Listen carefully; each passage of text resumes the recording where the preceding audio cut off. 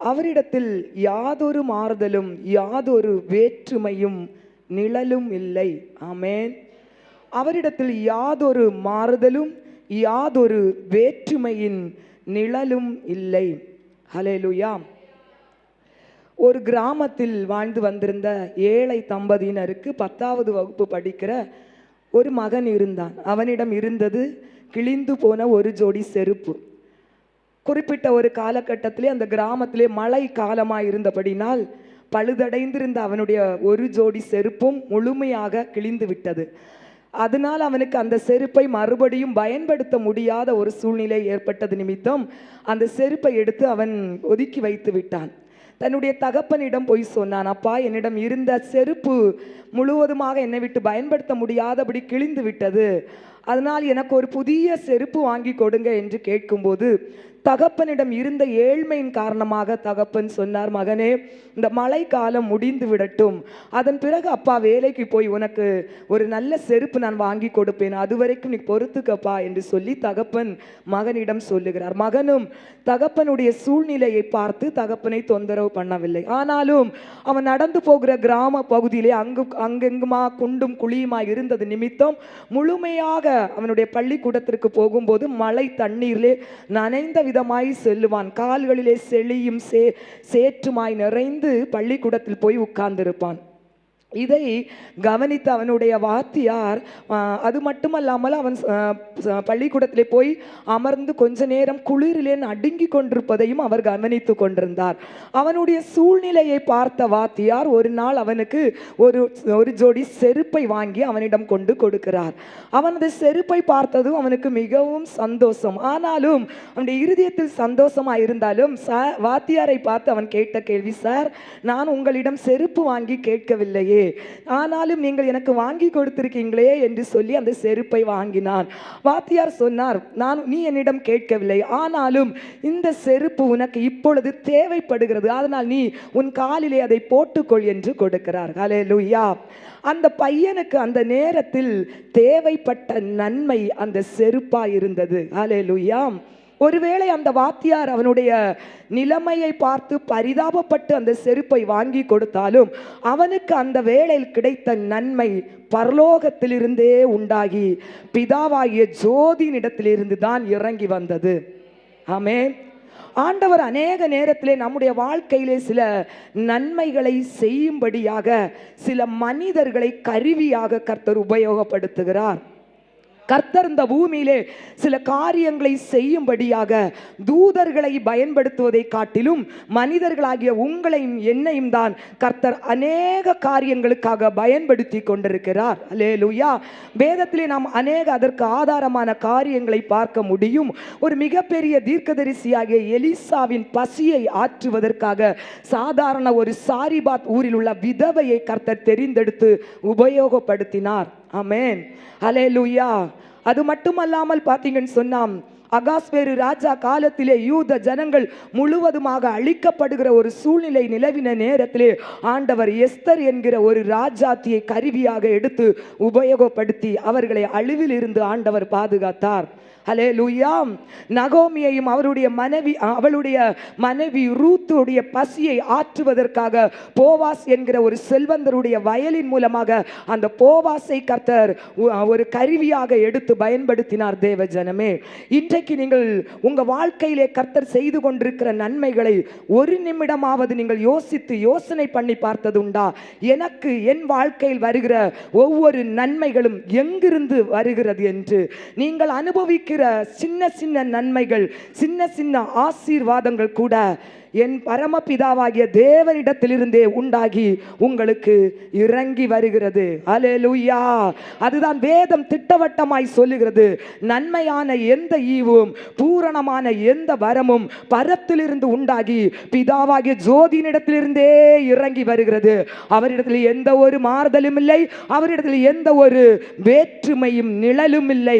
கடந்த 7 மாதம் வரைக்கும் உங்களுக்குரிய சகல நன்மைகளையும் அவர் பார்த்து பார்த்து செய்த தெய்வம் இந்த புதிய ஆகஸ்ட் மாதத்திலும் அவர் செய்ய போதுமானவராக இருக்கிறபடியால் அவரிடத்தில் மாறுதலும் இல்லை, எந்த ஒரு வேற்றுமையும் நிழலும் இல்லை.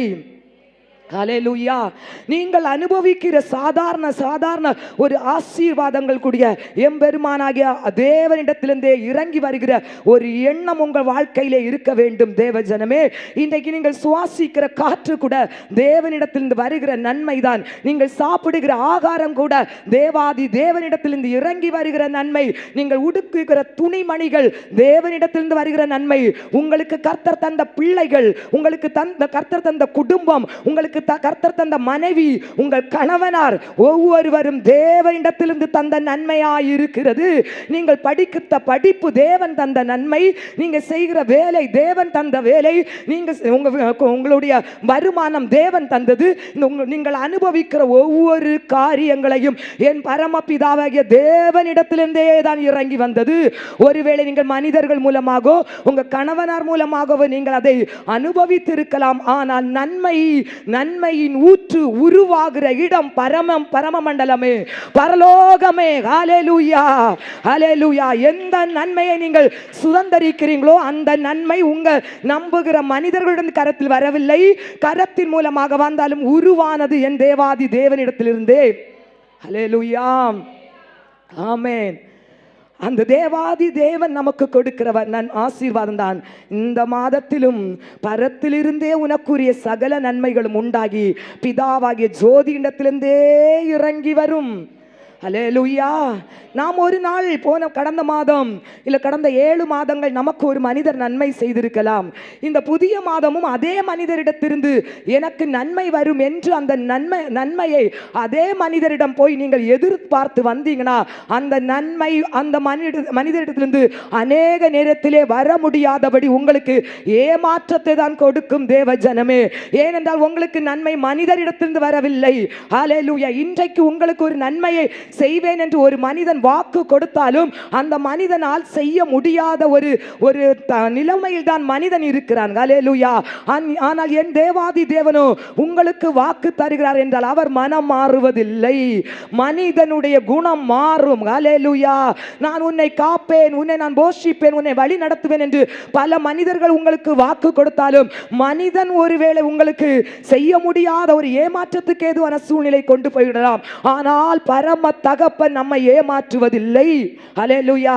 ஆண்டவராகிய இயேசு கிறிஸ்துவிடம் பேதுரு சொன்னார். நல்ல இயேசு கிறிஸ்துவை மிகவும் அதிகமாய் நேசிக்கிற ஒரு சீசன் தான் பேதுரு. ஆண்டவரே, இந்த சீசர்களில் யார் உங்களை விட்டு மறுதலித்து விட்டு சென்றாலும் நான் உங்களை விட்டு விட மாட்டேன், மறுதலிக்க மாட்டேன், முடிவு பரியந்த உம்மோடு உமக்காக நான் நிற்பேன் என்று பேதுரு வாக்கு கொடுத்தார். ஹல்லேலூயா.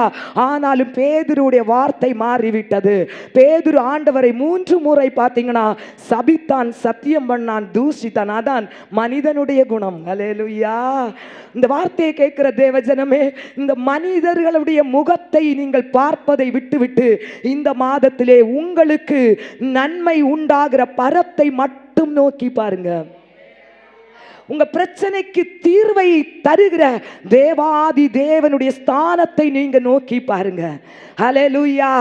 என்னுடைய நம்பிக்கை மனித நம்பிக்கை அல்ல, என் தேவாதி தேவனுடைய நம்பிக்கை என்கிறதற்கு அடையாளமாக நீங்கள் பார்க்க வேண்டிய ஸ்தலம் தேவாதி தேவன் வீற்றிருக்கிற ஸ்தலம். உங்க கண்கள் மனிதனுடைய முகத்தை பார்க்க கூடாது. தேவஜனமே, உங்களுக்கு நன்மை கொடுக்கிற தேவாதி தேவனை நீங்க நோக்கி பார்க்கிறவர்களாய் இருக்க வேண்டும். ஹல்லேலூயா. ஏனென்றால் நமக்கு ஒத்தாசை வானத்தையும் பூமியையும் உண்டாக்கின கர்த்தரிடத்திலிருந்து தான் வரும். சங்கீதக்காரன் சொல்லுகிறான், எனக்கு ஒத்தாசை அனுப்புகிற என் தேவாதி தேவனை நான் நோக்கி பார்ப்பேன். ஹல்லேலூயா. அவருக்கு தெரியுது எனக்கு ஒத்தாசை மனிதனிடத்திலிருந்து வருவதில்லை, எனக்கு ஒத்தாசை வானத்தையும் பூமியையும் உண்டாக்கின கர்த்தரிடத்திலிருந்து தான் இறங்கி வரும் என்பதை அவர் சரியாக தெரிந்தது நிமித்தம் தன்னுடைய வாழ்க்கையில் பாடுகள், பிரச்சனைகள், வேதனை வரும்போதெல்லாம் நோக்கி பார்த்த ஸ்தலம் ஹல்லேலூயா. ஒத்தாசை அனுப்புகிற தேவாதி தேவன் நோக்கி பார்த்து, தானியேல் பாபிலோனிலே அடிமையா இருக்கும்போது அவர் நோக்கி தேவாதி தேவன் இருக்கிற ஸ்தலத்தை நோக்கி பார்த்தார். ஹல்லேலூயா. இயேசு கிறிஸ்துவும் பல நேரங்களிலே வானத்தை அண்ணாந்து பார்த்து ஸ்தோத்தரித்து ஜெபம் பண்ணினார். ஹல்லேலூயா. பாருங்க, அதுதான் ஸ்தேவானும் பார்த்தீங்கன்னா வானத்தை நோக்கி பார்த்து ஜெபித்தார். காரணம், இந்த சூழ்நிலைகளிலும் பிரச்சனைகளிலும் தேவைகளிலும் எனக்கு நன்மை தருகிற தேவன் அவர் ஒருவராய் இருக்கிறபடியால் நான் நோக்கி பார்க்கிற இடம் என் தேவாதி தேவன் வீற்றிருக்கிற பரலோகத்தையே என்று. ஹல்லேலூயா. தேவஜனமே, இன்றைக்கு ஒரு தீர்மானத்தோடு இந்த வார்த்தையை கேட்கிற நீங்க இந்த தேவ சமூகத்தில் அமர்ந்திருங்க. இன்று முதல் நான் எந்தெந்த மனிதரை நம்பி மனிதனுடைய முகத்தை மனிதனுடைய கையையும் நான் பார்த்து கொண்டிருந்தனோ, இனி என் கண்கள் மனிதனுடைய முகத்தை பார்ப்பதில்லை. எனக்கு நன்மை உண்டாகிற இடத்தையே நோக்கி பார்ப்பேன் ஆண்டவரே என்கிற ஒரு தீர்மானத்தோடு இந்த இடத்துல அமர்ந்திருங்க. யோ ஹல்லேலூயா. யார் உங்களுக்கு விரோதமாய் எழும்பினாலும் அவர்களையே ஒத்தாசையாய் அனுப்பும்படியா கர்த்தர் உங்களுக்கு கிருபை செய்வார். எத்தனை பிரச்சனைகள் உங்களுக்கு எதிராய் எழும்பது, அந்த பிரச்சனையிலிருந்து நீங்க ஜெயிக்கும்படியான ஒரு திராணியை கர்த்தர் உங்களுக்கு தருவார், நீங்க தேவனுடைய முகத்தை நோக்கி பார்க்கும்போது. ஹல்லேலூயா. ஆமென். ஹல்லேலூயா. பாருங்க, நமக்கு ஆண்டவர் பல நன்மைகளை வைத்திருக்கிறார். இந்த மாதத்திலும் ஒவ்வொரு நன்மைகளையும் பூரணமாய் பரிபூரணமாய் நாம் பெற்றுக்கொள்ள வேண்டும். அதுதான் தேவனுடைய விருப்பமாய் இருக்கிறது. நாம் தேவனிடத்தில் இருந்து நன்மையை பெற்றுக்கொள்ள வேண்டும் என்றால் தேவன் நம்மிடம் எதிர்பார்க்கிற சில காரியங்கள் உண்டு. ஹல்லேலூயா. இதுவரைக்கும் நீங்கள் எதிர்பார்த்த நன்மைகள் ஒருவேளை தடைப்பட்டிருந்தால் இந்த வார்த்தையை நீங்கள் கேட்டு இதன்படி உங்கள் வாழ்க்கையை நீங்கள் அமைத்துக் கொள்வீர்கள். நிச்சயமாய் இந்த மாதத்துக்குரிய சகல நன்மைகளையும் நீங்க பரலோக தேவனிடத்திலிருந்து பெற்றுக் கொள்வீர்கள். ஹல்லேலூயா. சுதந்தரித்துக் கொள்வீர்கள். ஆமென். முதலாவது நாம் பார்க்கலாம் சங்கீதம் 31:19. ஆம்.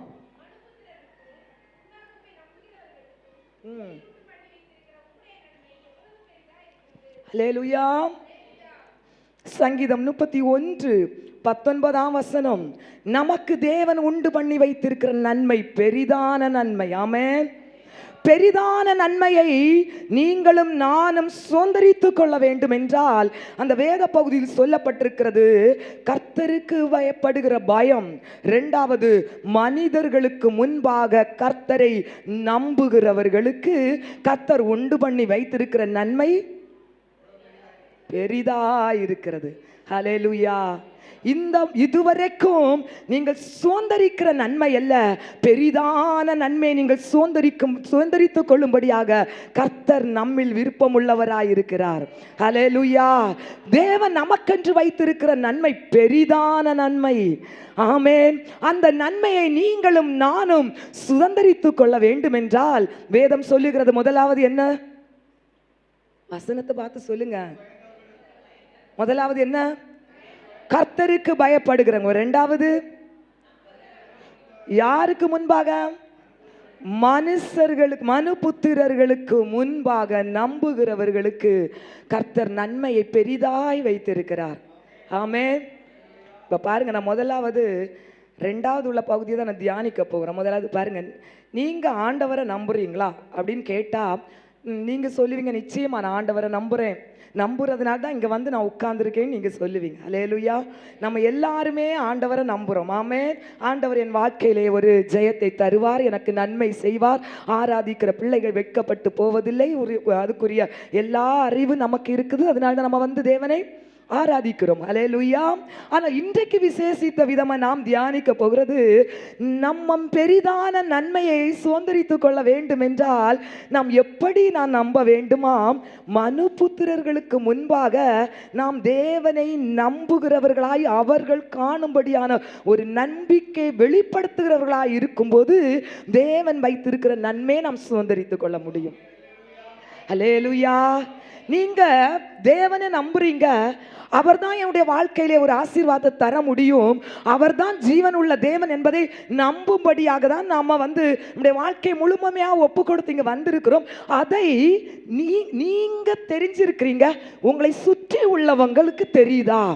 இன்னாரு இயேசு கிறிஸ்துவை ஆராதிக்க போறாங்க, இவங்க கிறிஸ்துவை மட்டும்தான் ஆராதிப்பார்கள், மற்ற எந்த ஒரு காரணத்திற்காகவும் அவர்கள் சாய்ந்து கொடுக்க மாட்டார்கள் என்கிற ஒரு நம்பிக்கை உங்களை குறித்து உங்களை சூழ்ந்திருக்கிறவர்களுக்கு இருக்கிறதா? இதுதான் மனிதர்களுக்கு முன்பாக நாம் தேவனை நம்புகிற நம்பிக்கை. ஹல்லேலூயா. ஆமென். நம்ம ஒரு ஆராதனைக்கு போகிறோம் அப்படின்னு சொன்னா நம்ம கேட்டா சொல்லணும், நீங்க ஆராதனை போறீங்கன்னா ஆராதனைக்கு நான் போறேன்னு சொல்றதுக்குள்ள ஒரு தைரியம் நமக்கு வரணும். அதான் மனிதர்களுக்கு முன்பாக நாம தெய்வத்தை நம்புகிற நம்பிக்கை. அல்லேலூயா. சிலர் பாருங்க பைபிளை ஒளிச்சு ஒரு 10 கவர் போட்டு ஒளிச்சு எங்க வைக்க முடியுமோ அங்க வச்சு ஒளிஞ்சு ஒளிஞ்சு ஆராதிக்க வருவாங்க. அல்லேலூயா. அது பாருங்க, மனிதர்கள் என்னுடைய நம்பிக்கையை அறிந்து விடக்கூடாது என்று பயந்து மறைந்து வருகிற நம்பிக்கை. தேவனை ஆராதிக்க வருகிறவர்களுக்கு ஒரு தைரியம் இருக்கணும், அவங்க தேவனை ஆராதிக்கிறவங்க என்பதை மற்றவர்கள் ஒரு சாட்சியாய் சொல்லும்படியாக. நான் அநேக நேரத்தில் சொல்லியிருக்கேன், வேதத்தை உங்க தெரு வழியா தூக்குறதுக்கு உங்களுக்கு ஒரு தைரியம் வந்துட்டுனாலே நீங்க மனிதர்கள் மத்தியிலே ஆண்டவரை நம்புறீங்க என்பதற்கு அடையாளம். அல்லேலூயா. ஆமென். நீங்க பைபிள் கையில இருக்கும்போது அவங்க கணிச்சிடுவாங்க இவங்க ஆராதிக்க போறாங்களான்னு. கேட்பாங்க, ஆராதிக்க போறீங்களான்னு கேட்ட நீங்க சொல்லணும், ஆராதிக்க போகிறேன். ஆராதிக்க போனது நிமித்தம் என் வாழ்க்கையில் ஒரு சமாதானம் கிடைச்சது, எனக்கு ஒரு நம்பிக்கை இருக்குன்னு ஆண்டவரை நீங்க மற்றவங்கள்ட்ட மகிமைப்படுத்தும் போதுதான் அவர்களுக்குள் தெரியும் நீங்கள் கர்த்தரை நம்புகிறவர்கள் என்று.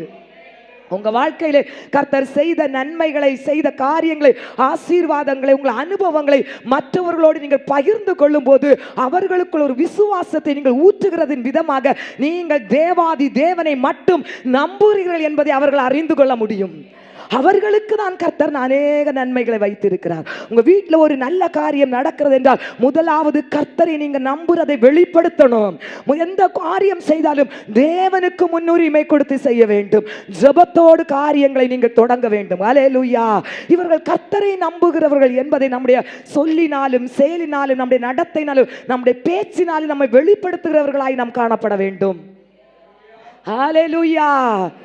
இவர்கள் ஜீவனுள்ள தேவனை ஆராதிக்கிறவர்கள் என்று புற ஜாதியார் நம்முடைய பேச்சினாலும் நம்முடைய செயலினாலும் சொல்லினாலும் அவர்கள் சொல்லும்படியாக ஒரு வாழ்க்கை நம்ம வாழுவதுதான் மனு புத்திரர்களுக்கு முன்பாக அவரை நம்புகிறவர்கள். ஹல்லேலூயா. ஏன் சொந்த பந்தம் ஆண்டவர் அறியல, நான் இப்ப ஜெபிச்சா அவங்களுக்கு பிடிக்குமா, அதனால வேண்டாம். ஹல்லேலூயா. அந்த இடத்துல தேவாதி தேவனுக்கு ஒரு முன்னுரிமை கொடுக்கிறவர்கள் தான் கர்த்தரை ஹல்லேலூயா மனுஷர்கள் மத்தியிலே நம்புகிறவர்கள். சாத்ராக், மேஷாக், ஆபேத் நேகோ என்று என்கிற வாலிபர்கள் பாபிலோனிலே அடிமையாக இருக்கிறார்கள். அந்த அடிமைகளுக்கு முழு தேசத்திற்கு, பாபிலோன் தேசத்திற்கும் ராஜா ஒரு கட்டளை கொடுக்கிறார். ராஜா ஒரு பொற் சிலையை நிறுவி இருக்கிறார். அதற்கு ஒரு குறிப்பிட்ட நாள் பிரதிஷ்டை பண்ணுவதற்காக ராஜாவால் குறிக்கப்பட்டு விட்டாயிற்று. எல்லோரும் வர வேண்டும், அழைப்பு. ஹல்லேலூயா. தேசத்தில் குடியிருக்கிற சகல ஜனங்களும் அந்த இடத்திலே வர வேண்டும் என்று ராஜா கட்டளை கொடுக்கிறார். அந்த இடத்திலே அந்த அழைப்பு விசேஷித்த விதமாக இந்த வாலிபர்களுக்கும் கிடைக்கிறது. அழைப்பு கொடுக்கும் போது அங்க ஒரு கட்டளையும் ராஜா கொடுக்கிறார். ராஜாவுடைய பொற் சிலையை எடுத்து அப்படி அதை நாட்டும் போது, நிறுத்தும் போது பலவிதமான கீத வாத்தியங்களை எடுத்து வாசிப்பார்கள். தம்புரு, வீணை, சுரமண்டலம், எக்காலம், நாதசுரம், இப்படி பல வாத்தியங்களை எடுத்து வாசிக்கும் போது முழு பாபிலோன் தேசமே அந்த பொற்சிலைக்கு முன்பாக வணங்கணும், மண்டிட்டு தாள விழுந்து வணங்கணும். அல்லேலூயா. இதுதான் ராஜாவிடம் இருந்து வந்த கட்டளை. இந்த கட்டளையை இந்த 3 வாலிபர்களும் அறிந்து கொண்டார்கள். இப்படி செய்தால் மட்டும்தான் அந்த தேசத்தில் நாம் ஜீவனோடு வாழ முடியும். இல்லை என்றால் ராஜா அக்கினி சூளையிலே நம்மை போட்டு கொன்று விடுவார். அல்லேலூயா. வந்த கட்டளை. ஆனால் அவர்கள் பார்த்தீங்கன்னு சொன்னா அந்த இடத்துல எல்லோரும் அந்த குறிப்பிட்ட நாளுக்கு எல்லா பலவிதமா பல தேசத்து ஜனங்கள், ராஜாக்கள், பிரபுக்கள் எல்லோரும் வந்து அந்த இடத்துல அமர்ந்து நின்று கொண்டிருக்கிறாங்க. பாருங்க, அந்த இடத்துல சொல்லப்பட்டபடி ராஜா நிறுத்தின அந்த பொற் சிலை எடுத்து நிப்பாட்டப்படுகிற அந்த வேளையில பலவித கீத வாக்கியங்களை எடுத்து வாசிக்கிறாங்க. பயங்கர ஆர்ப்பாட்டம், சத்தம். ஹல்லேலூயா. தம்புரு, வீணை, நாதசுரம் எல்லாம் எடுத்து வாசிக்கும் போது அங்க எப்படி இருக்கும்? பயங்கர கோலாகலமா இருந்து கொண்டிருக்கிறது. கேட்டதும் எல்லா ஜனங்களும், சகல ஜனங்களும் அந்த பொற் சிலைக்கு முன்பாக தாள மண்டிட்டு மடிந்து வணங்கினார்கள். அத்தனை கூட்டத்தில் 3 வாலிபர்கள் மட்டும் இப்படியே நின்று கொண்டிருக்கிறார். அல்லேலூயா. அப்படி நிற்கிறாங்கன்னு சொன்னா மனிதர்கள் மத்தியிலே நான் ஆராதிக்கிற தேவன் தான் ஜீவனுள்ள தேவன் என்பதை காண்பிக்கும்படியாக அவர்கள் தன்னை அந்த இடத்தில் வெளிப்படுத்தினது நிமித்தம், மனிதர்கள் முன்பாக அவர்கள் தேவாதி தேவனை நம்பினது நிமித்தம். அல்லேலூயா. நீங்க நினைச்சு பாருங்க, ஒரு ஒரு ஒரு 1,000 ஜனங்கள் இருக்கிறாங்க. 1,00,000 ஜனங்கள் அப்படி நின்று கொண்டிருக்கும் போது 3 பேர் மடிந்து அப்படியே விழுந்து அப்படி நின்றாங்கன்னா 3 பேருக்கு வித்தியாசம் தெரியாது. 1,00,000 பேரும் அப்படியே மண்டிட்டு வணங்குறாங்க. 3 பேர் மட்டும் நிற்கிறாங்கன்னா அந்த சூழ்நிலை எப்படி இருக்கும் நினைச்சு பாருங்க. அதுதாங்க தேவனை ஆராதிக்கிறவர்களுக்கு இருக்கிற வைராக்கியம், தைரியம். இதை ராஜா அறிகிறாரு. ராஜா அவர்களை கூப்பிட்டு விசாரிக்கிறார். நீ என்ன பணிந்து கொள்ள மாட்டியா? உனக்கு தண்டனை என்ன தெரியுமா? அக்னி சூளை அதில் போட போகிறோம். ஒரு விசை கூட நீ இந்த சிலைக்கு முன்பாக வணங்கி நீ அந்த தாளை விழுந்து பணிந்து கொள் என்று ராஜா சொல்லும்போது இவங்க சொல்றாங்க, இல்லை நாங்கள் பணிய மாட்டோம். கர்த்தர் எங்களை விடுவித்தாலும் விடுவிக்கலனாலும் நாங்கள் என் தேவாதி தேவனை மட்டுமே பணிந்து ஆராதிப்போம் என்று அவர்கள் அந்த வார்த்தை தைரியமாய் சொல்ல முடிந்தது. தேவ ஜனமே, இதுதான் கர்த்தர் உங்களிடம் என்னிடம் எதிர்பார்ப்பது. எத்தனைதான் பிரச்சனை, எத்தனைதான் சூழல் நம்முடைய வாழ்க்கையில வந்தாலும், ஹல்லேலூயா, மனிதர்களுக்கு முன்பாக நீங்க ஆராதிக்கிற தேவனை நீங்கள் வெளிப்படுத்தணும், சாட்சியாய் சொல்லணும், வெட்கப்படக்கூடாது. அவர்களுக்கு தேவன் உண்டு பண்ணி வைத்திருக்கிற நன்மை பெரிதா இருக்கிறது. ஹல்லேலூயா, ஆமென். அடுத்ததாக பாருங்க, ஆண்டவர் நமக்கு அதே வேத வசனத்தில் பார்த்தீங்கன்னு சொன்னா நமக்கு வைத்திருக்கிற நன்மையை நாம் எப்படி பெற்றுக்கொள்ள முடியும்? முதலாவது அதே வேத வசனத்தை படிக்கலாமாம். உமக்கு பயந்தவர்களுக்கு, ஹல்லேலூயா, முதலாவது மனுஷர் மத்தியில் அவரை நம்புகிறவர்களுக்கு அவர் நன்மையை வைத்திருக்கிறார். இரண்டாவது அவருக்கு பயப்படுகிறவர்களுக்கு சம்பூர்ணமான நன்மைகளையும் கர்த்தர் கொடுக்க போதுமானவர். ஹல்லேலூயா. எந்த நேரத்தில் எந்த நன்மைகள் நமக்கு தேவை என்பதை கர்த்தர் பார்த்து பார்த்து அவர் நம்முடைய வாழ்க்கையிலே பரிபூர்ணமாய் நாம் சொந்தப்படுத்தும்படி செய்ய வேண்டும் என்றால் நாம் அவருக்கு பயப்படுகிற பயத்தில் வளருகிறவர்களாய் வாழுகிறவர்களாய் இருக்க வேண்டும். ஹல்லேலூயா. ஆண்டவர்கிட்ட ஒரு பயம் இருக்கணும் நமக்கு. ஆமென். அதுக்காக வாத்தியார் பெரிய தடியை தூக்கி வச்சுட்டு இருக்கும்போது அந்த பிள்ளைங்க எல்லாம் பார்த்து ஐயோ வாத்தியார் வந்துட்டாருன்னு சொல்லிட்டு அப்படி பயந்து நடுங்கிற நடுக்கமா. ஹல்லேலூயா. அந்த பயத்தை ஆண்டவர் எதிர்பார்க்கிறாரு. இல்லை சிலர் சொல்லுவாங்க, நீ இதை செஞ்சியன்னா சாமி உன் கண்ணை குத்திரும். ஹல்லேலூயா. அதனால இதை செய்யாத. குளிக்காம போனா சாமி கண்ணை குத்திரும். அது சில சாமிகள் எல்லாம் பயங்கர ஆக்ரோஷமா எப்படி நிற்கும், கையில ஒன்னா தூக்கிட்டு காலில் ஒரு ஆளை போட்டு மிதிச்சிட்டு அப்படி நிற்கும். நீ அந்த இடத்துல போனீங்கன்னா ஒன்னே மிதிச்சிரும். சாயங்காலம் ஆனா அப்படி போகாத, பயம் காட்டுவாங்க. அப்படியா நம்ம ஆண்டவரை பார்த்து பயப்படணும்? ஹல்லேலூயா. அப்போ நம்ம ஆண்டவருக்கு பயப்படும் போது நன்மை இருக்குன்னு வேதம் சொல்லுது. நம்ம எந்த நன்மையை நம்ம நன்மையை சுதந்திரித்துக் கொள்ளணும், எப்படி பயப்படணும் வேதம் சொல்லுகிறது பாருங்க. நீதிமொழிகள் 8ஆம் அதிகாரம் 13ஆம் வசனம். ஹல்லேலூயா. எப்படி நம்ம ஆண்டவருக்கு பயப்படணும்? தீமையை வெறுப்பதுதான் கர்த்தருக்கு பயப்படுகிற பயம். ஹல்லேலூயா. இன்னைக்கு நமக்கு எல்லாருக்கும் தெரியும் நன்மை என்ன தீமை என்ன. எது செஞ்சா மற்றவங்களுக்கு தீமையாய் போய்விடும். நம்ம இந்த காரியத்தை சொல்லும் போது பேசும்போது செய்யும் போது இது மற்றவங்களுக்கு வேதனையை கொடுத்துருமா, இது மற்றவங்களுக்கு தீமையா போயிருமா, மற்றவங்களுக்கு கஷ்டமா போயிருமா, இல்லை இந்த காரியத்தை நான் செய்யும் போது என்னுடைய வீட்டுக்கு இது தீமையா வந்து நின்றுமா, என் பிள்ளைங்களுக்கு இது ஒரு கஷ்டத்தை கொடுத்துருமா என்பது எல்லாமே நமக்கு தெரியும். ஹல்லேலூயா. அப்படிப்பட்ட தீமையை விட்டு விலகுவதுதான் கர்த்தருக்கு பயப்படுகிற பயம். ஆமென். நமக்கு பரத்திலிருந்து ஒரு நன்மை உண்டாக வேண்டும் என்றால் நம்மிடம் தேவன் எதிர்பார்க்கிற காரியம் நாம் தீமையை விட்டு விலகுறவர்களாய் இருக்க வேண்டும். ஹல்லேலூயா. தீமையை வெறுக்கிறவர்களாய் நாம் இருக்கும்போது நம்முடைய வாழ்க்கையில் பரலோக தேவன் நமக்கு சகல நன்மைகளையும் தந்து நம்மை அவர் ஆசீர்வதிக்க போதுமானவராய் இருக்கிறார். ஹல்லேலூயா. ஆதியாகமம் 22:12 தேவன் ஒருத்தர் கர்த்தருக்கு பயந்தவர் என்று சாட்சி சொல்லுகிறார் பாருங்க. ஆதியாகமம் 22:12 தேவனே ஒரு மனிதரை பார்த்து நீ கர்த்தருக்கு பயந்தவன் என்று நான் அறிந்து கொண்டேன் என்று ஆண்டவரே ஒரு மனிதரை பார்த்து சொல்லுகிறார். படிங்க. பிள்ளையாண்டான் மேல் உன் கையை போடாதே, அவனுக்கு ஒன்றும் செய்யாதே, நீ அவனை உன் புத்திரன் என்றும் ஏக சுதன் என்றும் பாராமல் எனக்காக ஒப்பு கொடுத்தபடினால். ஆமென். ஹல்லேலூயா. நீ தேவனுக்கு பயப்படுகிறவன் என்று இப்பொழுது நான் அறிந்திருக்கிறேன் என்று நம் தேவாதி தேவன் ஆபிரகாமை பார்த்து சாட்சி சொல்லுகிறார். நமக்கு தெரியும், ஆபிரகாம் தேவனுக்கு பயந்தவன் என்று பிதாவாகிய தேவனே சாட்சி கொடுத்தார். அதனால் ஆபிரகாம் பெற்றுக்கொண்ட நன்மை எவ்வளவு எவ்வளவு மேலானது என்று. அல்லேலூயா. ஆபிரகாமின் ஆசீர்வாதத்தை இன்றைக்கும் ஆபிரகாமின் தலைமுறை சொந்தப்படுத்தி கொண்டிருப்பதற்கு காரணம் ஆபிரகாம் கர்த்தருக்கு பயந்தவர். அல்லேலூயா, அல்லேலூயா, ஆமென், அல்லேலூயா. நாம் ஆபிரகாம் கர்த்தருக்கு பயந்தார். பாருங்க, அவருக்கு பல வருடம் கழித்து கிடைத்த ஆசீர்வாதம் தான் அந்த குழந்தை ஈசாக்கு. அந்த குழந்தையை கொண்டு போய் ஆண்டவர் பலியிட சொல்றாரு. அந்த வார்த்தையை கேட்டு ஆபிரகாம் போய் பலியிடுகிறார். பலியிடுவதற்கு எல்லாம் ரெடி பண்ணிட்டார். ஒரு செகண்ட் தான் பலியிட்டுருவாரு. ஆனாலும் ஆண்டவர் சொல்றாரு, பிள்ளையாண்டான் மேல் உன் கையை நீ போடாதே, இப்போ நான் அறிஞ்சுக்கிட்டேன் நீ தேவனுக்கு பயப்படுகிறவன் என்று. அல்லேலூயா.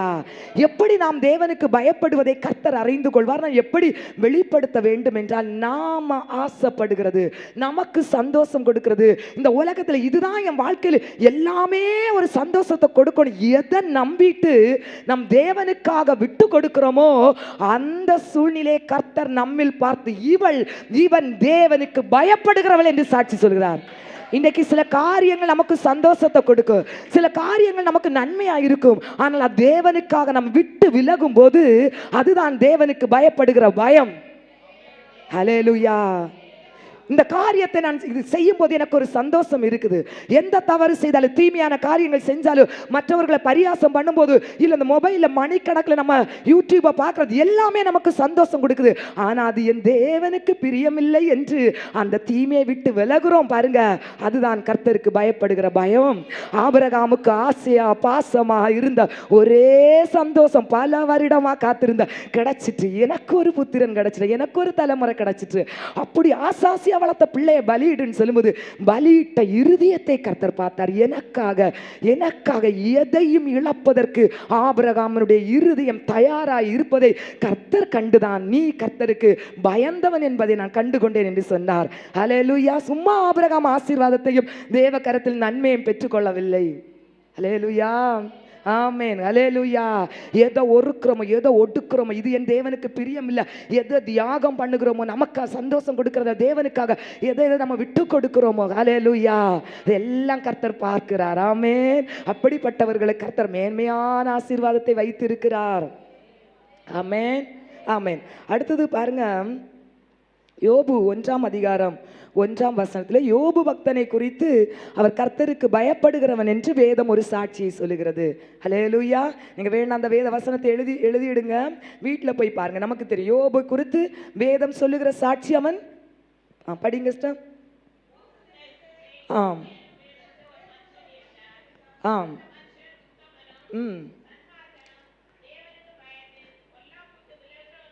ஆமென், ஹல்லேலூயா. யோபுக்கு வேதம் கொடுத்த சாட்சி, அவன் உத்தமனும் அவன் தேவனுக்கு பயந்தவனும் பொல்லாப்புக்கு விலகுறவனுமாய் இருந்தான். ஹல்லேலூயா. யோபு பாருங்க, யோபு தேவனுக்கு பயந்த ஒரு மனிதன், தேவனுடைய ஆசீர்வாதத்தையும் நன்மையையும் சொந்தப்படுத்தினவன் தான் யோபு. ஆனால் அவர் பாருங்க எப்படி தேவனுக்கு பயந்தார் என்று வேதம் சொல்லுகிறது என்றால், அவருடைய எண்ணத்திலே பார்த்தீங்கன்னு சொன்னா, ஒருவேளை தப்பி தவறியாவது என்னுடைய பிள்ளைகள் தேவனுக்கு விரோதமான காரியங்களை செய்திருப்பார்களோ என்கிற எண்ணத்திலே அனுதினமும் அந்த பிள்ளைகளுக்காகவும் யோபு பலியிட்டான். ஏனென்றால் பாவத்தோடு அக்கிரமத்தோடு நம்ம வாழ்ந்து கொண்டதால் தேவனுடைய நன்மையை நாம் சுதந்திரித்து கொள்ள முடியாது என்கிற அறிவு யோபுக்கு இருந்ததுனால, ஒருவேளை என் பிள்ளைகள் கூட ஆண்டவருடைய வார்த்தையை மீறி நடந்து பாவத்தை செய்திருப்பார்களோ, ஒருவேளை, அல்லேலூயா, அவர் பார்க்கல, ஒருவேளை எங்கள் பிள்ளைகள் பாவம் செய்திருப்பார்களோ நினைத்து பாவ நிவாரண பலியாக ஆண்டவருடைய சமூகத்திலே பலியிட்டு தேவ சமூகத்தில் தன்னை அவர் பரிசுத்தப்படுத்தி கொண்டார், தன்னுடைய குடும்பத்தையும் பரிசுத்தப்படுத்தி கொண்டார். அதுதான் கர்த்தருக்கு பயப்படுகிற பயம். அல்லேலூயா. நான் ஒருவேளை தெரிந்தோ தெரியாமலோ அறிந்தோ அறியாமலோ ஆண்டவருக்கு விரோதமாக பேசியிருந்தனா, செஞ்சிருந்தனா, நடந்திருந்தனான்னு தன்னை தேவ சமூகத்திலே ஆராய்ந்து பாவத்திற்கு தீமைக்கு விலகுகிறவர்கள் தான் கர்த்தருக்கு பயப்படுகிற பயத்திலே தன்னுடைய வாழ்க்கையை நடத்தி செல்லுகிறவர்கள். ஆமென். யோபு கர்த்தருக்கு பயந்தவன் என்று வேதம் சாட்சி சொல்லுகிறது. யோபு பெற்ற நன்மைகளை நாம் வேதத்திலே நாம் கண்டுகொள்ள முடியும். ஹல்லேலூயா. அடுத்து பாருங்க, அப்போஸ்தலர் 10ஆம் அதிகாரம் 2ஆம் வசனத்திலே ஒருத்தர் கர்த்தருக்கு பயந்தவர் என்று வேதம் சொல்லுகிறது. அப்போஸ்தலர் 10ஆம் அதிகாரம் கொர்நேலியு என்கிற ஒரு மனிதன் கர்த்தருக்கு பயந்தவன் என்று வேதம் சொல்லுகிறது. ஏன் கொர்நேலியு கர்த்தருக்கு பயந்தார் என்று வேதம் சொல்லுகிறது? கர்த்தருக்கு பயந்த கொர்நேலியுவுக்கு பார்த்தீங்கன்னா பரலோகத்திலிருந்து தேவதூதனே இறங்கி வந்து அவருக்கு பதில் கொடுக்கிறார். ஹல்லேலூயா. அவருக்கு கர்த்தருக்கு பயப்படுகிற பயம் கொர்நேலியுவிடம் என்ன இருந்தது என்று பார்த்தீங்கன்னா, கொர்நேலியின் தான தர்மங்களும் ஜெபமும் பரலோக தேவனுக்கு எட்டப்பட்டது. கொர்நேலியுவிடம் இருந்த விசேஷித்த குணாதிசயம் தான தர்மம். ஹல்லேலூயா. தான தர்மமும் ஜெபமும் இது கர்த்தருக்கு பயப்படுகிற பயத்தின் குணாதிசயம். ஹல்லேலூயா. ஆமென். தான தர்மம். சிலர் இல்லாமையில் இருக்கும்போது, சிலர் கஷ்டப்படும் போது அவர்களுடைய கஷ்டங்களை உணர்ந்து நாம் உண்மையாய் நாம் அவர்களுக்கு கொடுக்கிற தான தர்மம் கர்த்தருக்கு பயப்படுகிற பயம். ஹல்லேலூயா. என்றால் ஆண்டவரே இல்லாமையில் இருக்கிறவர்களுக்கு கொடுத்தது எனக்கே தந்ததற்கு அடையாளம் என்று ஆண்டவர் சொல்லுகிறார். ஹல்லேலூயா. அப்ப பாருங்க, தான தர்மம். கொர்நேலியு தான தர்மங்களை அதிகமாய் செய்தார். நம்ம தான தர்மம் செய்யும் போது மற்றவர்களிடம் எதிர்பார்க்காமல் செய்வதுதான் கர்த்தருக்கு உகந்த தான தர்மமாய் இருக்கிறது. இங்கு இவனுடைய தான தர்மத்தை வேதம் பிரத்யட்சமாய் குறிப்பிட்டு சொல்லுவதற்கு காரணம், கர்த்தர் விரும்புகிற தான தர்மத்தை கொர்நேலியு செய்திருக்கிறார். ஆமென். நம்முடைய தான தர்மம் கர்த்தருக்கு விரும்புகிறதாய் இருக்கணும். கர்த்தர் விரும்புகிறதாய் இருக்க வேண்டும். ஹல்லேலூயா. கர்த்தர் விரும்புகிறது என்ன? எதிர்பார்ப்பு இல்லாம இதை நான் கொடுத்தேனா இது எனக்கு வரும்னு சொல்லிட்டு கொடுக்கிறது கர்த்தர் விரும்புகிற தான தர்மம் அல்ல. ஒரு கல்யாணத்துக்கு நம்ம போகிறோம். இன்னைக்கு ஒரு நம்ம சகோதரங்கள் யாருக்காவது கல்யாணம்னு சொன்னால் நம்ம உடனே ஏதாவது செஞ்சு கொடுப்போம். நெக்லஸ் செஞ்சு கொடுப்பாங்க, காப்பு செஞ்சு கொடுப்பாங்க. எதுக்கு கொடுப்பாங்கன்னா, எனக்கு ஒன்று இருக்குது அடுத்து வரோம், நான் ஒன்று கொடுத்தா 1 பவுன் கொடுத்தா 1 பவுன் குறையாமல் எனக்கு வரோம் நம்பிக்கையோடு தான் கொடுப்பாங்க. ஹல்லேலூயா. அப்படி நம்ம கொடுக்கவே கூடாது. ஆமென். அவங்க உண்மையிலேயே கஷ்டப்படுறாங்களா, உங்களால் இயன்ற அளவு அவங்களுக்கு கொடுத்து உதவணும். சிலர் பாருங்க, நான் கடந்த நாட்களில் ஒருத்தர் என்னோடு சொன்ன சாட்சி, ஆவிக்குரிய ஆராதனைக்கு போகிற ஒரு சகோதரி அவங்க அண்ணனுக்கு பிள்ளையோடைய ஒரு ஃபங்க்ஷனுக்கு 1 பவுன் காப்பு கொடுத்துருக்காங்க. அடுத்து இந்த பிள்ளைக்கு இவங்க வீட்டு கொடுத்தவங்களுக்கு வீட்லேயே அந்த பிள்ளைக்கு ஃபங்க்ஷன் வந்துட்டு கொடுத்ததெல்லாம் வாங்கணும்னு உள்ள ஒரு எண்ணத்தில் தான் ஃபங்க்ஷனை வச்சிருக்கிறாங்க அவங்க. அது பாருங்க, கொடுத்தவங்களுக்கு அன்னை 1 கொடுத்தது திரும்ப போகும்போது 3/4 பவுன் போயிட்டு பயங்கர சண்டை. 2 குடும்பம் அதோட பிரிஞ்சிட்டு. உண்மையை நான் சொல்கிறேன், தேவ சமூகத்தில் நான் சொல்கிறேன். ஹல்லேலூயா. 1/4 பவுன் குறைஞ்சிட்டுன்னு சொல்லிட்டு குடும்ப உறவு சின்னாபின்னாக ஆயிட்டு. ஹல்லேலூயா. இதை கர்த்தர் விரும்புறதில்லை. ஹல்லேலூயா.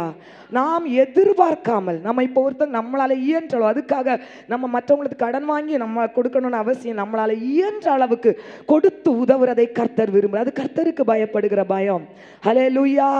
பாருங்க, நீங்க கொடுக்கிற தான தர்மத்தின் மூலமாக அவங்களுக்கு ஒரு இருதயத்தில் ஒரு சந்தோஷம் வருதா, அவங்க அதனால் நன்மை பெறுகிறாங்களா அப்படின்னு சொன்னா நிச்சயமா அதுக்குரிய பலனை நீங்க பெற்றுக்கொள்வீங்க.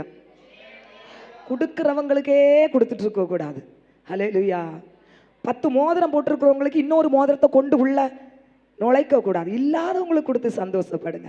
இன்னைக்கு ஊழியக்காரங்களில் நிறைய பேர் நினைக்கிறது, பெரிய பெரிய ஊழியக்காரங்களுக்கு கொண்டு கொடுத்தாதான் பிதாவாகிய தேவனுக்கு அவருடைய ராஜ்யத்தை கட்ட நான் காணிக்க கொடுக்குறேன், அந்த காணிக்க தான் எனக்கு அங்கீகரிக்கப்படும் சொல்லி இன்னைக்கு அனைவரும் பெரிய பெரிய ஊழியக்காரங்களுக்கு கொண்டு கொடுக்குறாங்க. சின்ன சின்ன அடித்தட்டில் இருக்கிற ஊழியக்காரங்களை நம்ம போஷிக்கணும். ஹல்லேலூயா. அவங்க மூலமா ராஜ்யம் கட்டி எழுப்பப்படணும். அந்த எண்ணம், நான் கொடுக்கிற கொஞ்சம் காசா இருந்தாலும் இந்த ஊழியத்துக்கு பிரயோஜனப்படுதா, அது ஊழியத்துக்கு தான் பயன்படுத்துகிறார்கள் என்பதை அறிந்து நாம் செய்ய வேண்டும். அது கர்த்தர் விரும்புகிறதான தர்மம். ஹல்லேலூயா. ஆமென். நான் கொடுக்கிற ஒரு காசு கூட ஊழியத்துக்கு பயன்படுகிறதா என்பதை நீங்கள் ஆராய்ந்து தான் ஒரு ஊழியத்திற்கு உதவணும். ஹல்லேலூயா. ஆமென். அது ஆண்டவர் விரும்புகிற ஒரு ஆசீர்வாதம். அது கர்த்தருக்கு பயப்படுகிற பயம். அடுத்து வேதம் சொல்லுகிறது பாருங்க, மத்தேயு 6ஆம் அதிகாரம் 1 முதல் 4 வரைக்கும் உள்ள வசனங்கள் நீங்க பார்க்கும்போது, நம்ம கொடுக்கிறத, ஒரு கை கொடுக்கிறத அடுத்த கை அறியக்கூடாது. ஹல்லேலூயா. நான் இன்னாருக்கு இதை செய்தே அதை செய்தே அப்படின்னு சொல்லிட்டு நம்ம கொடுத்ததை நம்ம தம்பட்டம் நம்ம காட்டிட்டோம்னு சொன்னா அதுக்குரிய பலன் அதோட முடிஞ்சு. ஹல்லேலூயா. யாருக்கு என்ன உதவி செய்தாலும் மற்றவங்களுக்கு தெரியாம செய்யும்போது அதற்குரிய ஆசீர்வாதத்தை நம்ம பெற்றுக்கொள்வோம். ஹல்லேலூயா. அதான் அவருக்கு பயப்படுகிறவர்களுக்கு அவர் உண்டு பண்ணி வைத்திருக்கிற நன்மை பெரிதா இருக்கிறது. ஆமென். ஹல்லேலூயா. ஆமென். இந்த அடுத்ததாக பாருங்க, ஆண்டவர் நமக்கு பரலோகத்திலிருந்து நன்மைகளை தர வேண்டும் என்றால் வேதம் எதை தேவன் நம்மிடம் எதை எதிர்பார்க்கிறார்? சங்கீதம் 34:10 நம்ம எல்லாருக்கும் தெரிந்த வசனம்.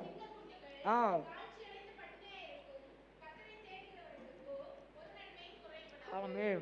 ஹல்லேலூயா. ஆமென். பாருங்க, சிங்க குட்டிகள் தாழ்ச்சி அடைந்து பட்டினியா இருக்கும், ஆண்டவரை தேடுகிறவர்களுக்கோ ஒரு நன்மையும் குறைபடாது. ஆமென். ஆமென். ஹல்லேலூயா. நம்முடைய வாழ்க்கையில பாருங்க, ஆண்டவரை தேடும்போது ஒரு நன்மையும் குறைபடாது. எங்க ஆராதனையில் ஆண்டவரை தேடுவீங்களா இருந்தா, ஜெபத்தில் ஆண்டவரை தேடுவீங்களா இருந்தா, வேதத்தில் நீங்க ஆண்டவரை தேடுறவங்களா இருந்தா, ஹல்லேலூயா, இந்த பிரசங்கத்தில் நீங்க தேவனை தேடுகிறவர்களா இருந்தால் உங்க வாழ்க்கையிலே ஒரு நன்மையும் குறைபடாது. ஆனா நீங்க ஆராதிக்க வர்றீங்க, செய்தியை கேட்குறீங்க, ஜெபிக்கிறீங்க, உங்களுக்கு ஒரு தேடுதல். ஹல்லேலூயா. நான் ஆராதிக்க வரேன், தேவனுடைய பிரசன்னத்தை நான் உணரணும், தேவன் ஆராதிக்கிற இடத்துல இறங்கி வரணும், ஏதாவது ஒன்று தேவனுடைய தரிசனங்களை காணணும், ஏதாவது ஒரு நன்மையை நான் பெற்றுக்கொள்ள வேண்டும் என்கிற எதிர்பார்ப்போடு நம்ம ஆண்டோடைய சமூகத்தில் வரணும். சும்மா வந்தோம் சும்மா போனோன்னு இல்லை. ஹல்லேலூயா. தேடுகிறவர்களுக்கு ஒரு நன்மையும் குறைபடாது. அங்க வேதம் சொல்லுகிறது பாருங்க, சிங்க குட்டி கூட சில நேரத்தில் பட்டினி கிடக்கலாம். சிங்கம் ரொம்ப தந்திரமானது, ரொம்ப பலசாலி. அது தன்னுடைய குட்டிக்கு ஒரு பொழுதும் அது பசியா அது இருக்க விடாது, ஆகாரம் கொடுக்காம அது இருக்கவே செய்யாது. எப்படியாவது அது ஆகாரத்தை தயார் பண்ணி கொண்டு பிள்ளைக்கு ஆகாரத்தை கொடுத்துரும். சிங்கத்து குட்டி பசியாவே இருக்க வாய்ப்பே இல்லை. ஆனா ஆண்டவர் சொல்றாரு, சிங்கத்தின் குட்டி பசியா இருந்தா கூட கர்த்தரை தேடுகிற நீங்களும் நானும் ஒரு நாளும் ஒரு நன்மைக்கும் குறைவுபட மாட்டீர்கள் என்று வேதம் சொல்லுகிறது. நம்முடைய நன்மைகளை கர்த்தர் ஒரு பரம தகப்பனாய் இருந்து எந்த நேரத்தில் எந்த நன்மையை நீங்கள் சுதந்திரித்துக் கொள்ள வேண்டும் என்பதை அறிந்து அந்த நாட்களில் ஏற்ற விதமாய் நம்மை போஷித்து அவர் நடத்துவார். நாம் செய்ய வேண்டியது கர்த்தரை தேட வேண்டும். ஹல்லேலூயா. கர்த்தரை தேட வேண்டும். ஆபத்து காலத்தில், தேவை நேரத்தில், சோதனை நேரத்தில் நம்ம தேட வேண்டியது கர்த்தரை. இங்க ஆண்டவருடைய முகத்தை, நமக்கு ஒத்தாசை அனுப்புகிற தேவாதி தேவனுடைய முகத்தையே நீங்க தேட வேண்டும். இன்றைக்கு பிரசங்கிக்கிறாங்களே, என் வாழ்க்கையில ஒரு நன்மை குறைவா இருக்குது, இவங்க மூலமா தேவன் ஏதாவது என்கிட்ட பேசுவாரா, அந்த எதிர்பார்ப்பு. ஆராதனை ஒரு வார்த்தை எனக்கு நேராய் கடந்து வராதா, அந்த ஒரு எதிர்பார்ப்பு. ஹல்லேலூயா. ஜெபத்திலே ஒரு காரியம் என்னை தொட்டு விடாதா, இந்த ஒரு தாகத்தோடு தேடுதலோடு வாருகிற ஜனங்களுடைய வாழ்க்கையில ஒரு நன்மையும் குறைவிடாது. தேவ ஜனமே, நீங்க ஒருவேளை அப்படிப்பட்ட எண்ணத்தோடு வந்தீங்கன்னா இந்த ஆகஸ்ட் மாதம் நிச்சயமாய் நீங்க சம்பூர்ணமான நன்மைகளை சுதந்திரித்துக் கொள்வீங்க. ஹல்லேலூயா.